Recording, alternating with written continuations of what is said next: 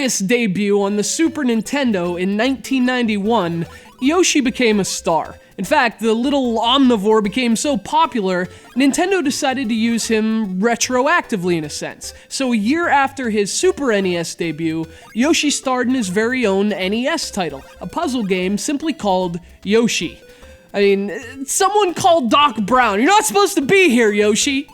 But evidently, Yoshi liked the taste of 8-bits too, because he stuck around. This is the second NES puzzle game with his adorable green mug on the cover. This is Yoshi's Cookie.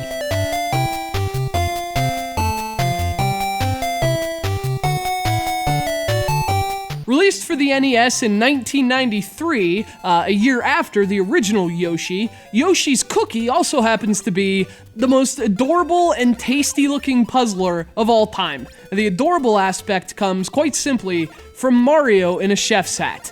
I mean, listen, if you want to know what I'm all about, this basically sums up my entire existence on this planet.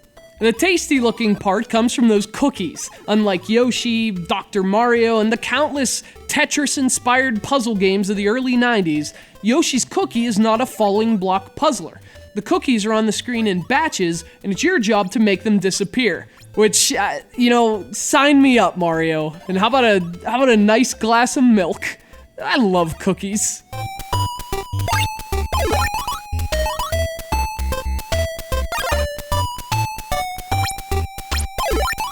I gotta tell you, it's hard for me to focus. These cookies just look delicious.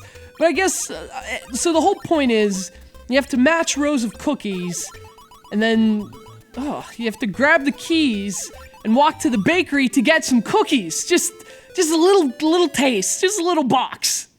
Alright, so, your cookies are all grid. You have to shift them around with this cursor. You don't actually move falling... Oh, excuse me. Alright, you don't actually move falling pieces or anything. They fall into the grid as things progress. And you want to line them all up and get rid of them. Before that happens, which frankly is kind of ridiculous because less cookies should never be the objective. And there's a bit of a trade-off in terms of the design here as well. There's a bit more to this puzzler than one like Dr. Mario, for example, which is easier to grasp. Yoshi's Cookie has a lot more opportunities for strategic thinking and lining up chains, but there can also be a lot of downtime as well. You often get stuck with just a cookie or two left on the screen, so you have to play a bit of a waiting game for Chef Mario to give you the necessary treats. And speaking of which, that sprite is what dreams are made of. That is one of my favorite Mario sprites ever. And actually, this game wasn't originally designed to have Mario and Yoshi in it. It was an entirely original concept until Nintendo stepped in and made it cooler. I mean, let's be honest, we wouldn't be talking about Hermetica today, but we are talking about Yoshi's Cookie. And that's because I like cookies, and because this game is awesome. It's a smart puzzler that takes a unique approach to a familiar genre, offering a delicious-looking alternative to the falling block puzzle craze. You can find Yoshi's Cookie on the NES, but there was also a Super NES version released a year later, and the NES version we're playing here is also available on the Wii's Virtual Console.